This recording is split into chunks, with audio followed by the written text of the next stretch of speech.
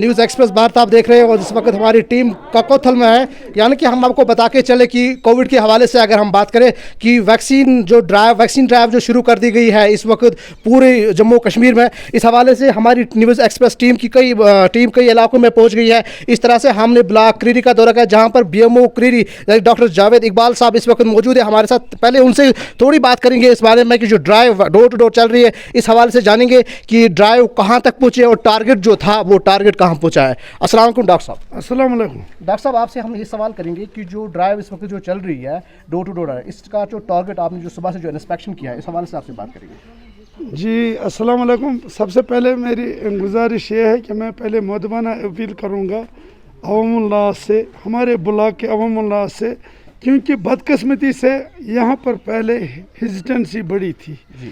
हम उस वक्त भी गए मस्जिदों में, PRIs को इन्वॉल्व किया, डिफरेंट डिपार्टमेंट्स को, रूरल डेवलपमेंट को इन्वॉल्व किया, तहसीलदार साहब को इन्वॉल्व किया, इवन फ्रंट लाइन जो पुलिस को इन्वॉल्व किया, लेकिन बदकिस्मती से हमारा रिस्पॉन्स वो पहले 3 महीने पहले नहीं दिया लोगों ने। उस वजह से हम पूरे डिस्ट्रिक्ट में पीछे रह गए थोड़ा।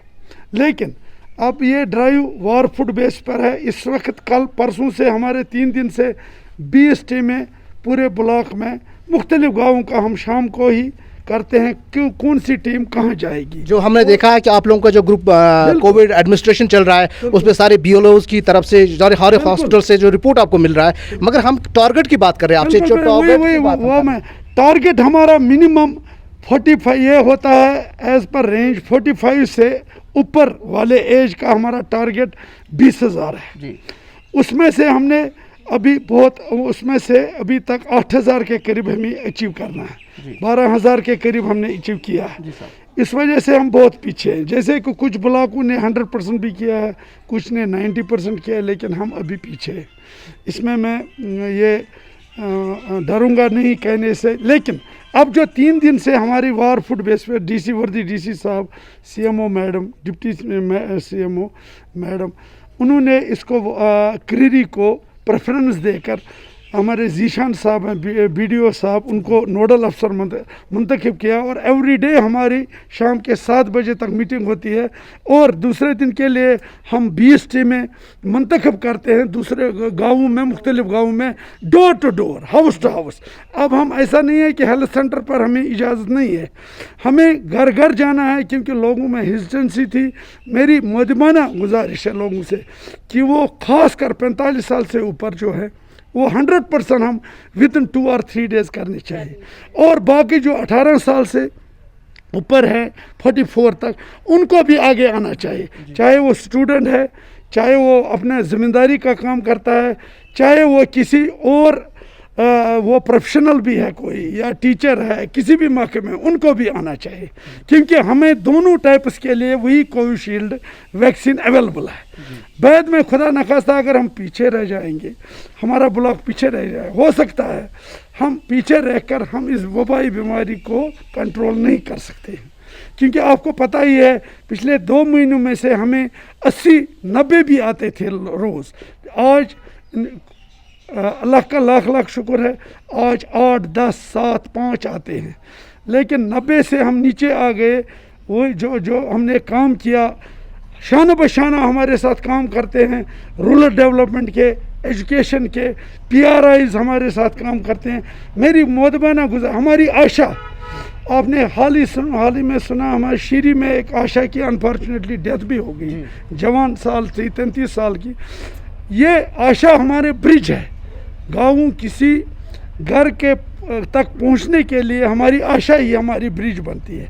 जो मेरे डॉक्टर साहिबान हैं या FMPHW है या मैं एक सवाल आपसे करना चाहता हूं कि आप जो कह रहे हैं कि हम जो पीछे रह गए, कहीं फेक न्यूज़ भी चले गई थी इस बारे में कि उसकी वजह से लोगों के अंदर भी कुछ इंतशार पैदा हो गया, हो भी सकता है उसका भी असर हो सकता है मुख्तलिफ मरहलों पर। जो हाल ही में आपने वो फेक न्यूज़ देखी कि फलानी नोबल याफ्ता जो क्या नाम है उनका, फ्रांस का, उन्होंने ऐसा नहीं कहा। उन्होंने कहा है कि जो हम वैक्सीन कर रहे हैं मास, उससे थोड़ा तेज़ी आएगी वेरिएंट्स बदलने में। उन्होंने मगर ये नहीं कहा है कि सब मर जाएंगे।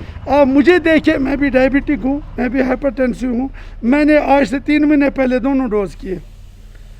मैंने बच्चों को भी करवाया, कोई इसमें सदाकत नहीं है, क्योंकि कुछ लोगों का इंटरेस्ट होता है, वो इसमें बाधा डालना चाहते हैं। ये हमारे यहाँ ही नहीं है, आप देखिए हमारे बांग्लादेश, पाकिस्तान, दूसरे कंट्रीज में भी मैंने कल न्यूज़ देखी, वहाँ पर भी उन्होंने क्लियरिफिकेशन की। इवन मौलवी साहब बड़े आलिमों ने भी ये क्लियरिफिकेशन की कि ऐसा उसने नहीं कहा।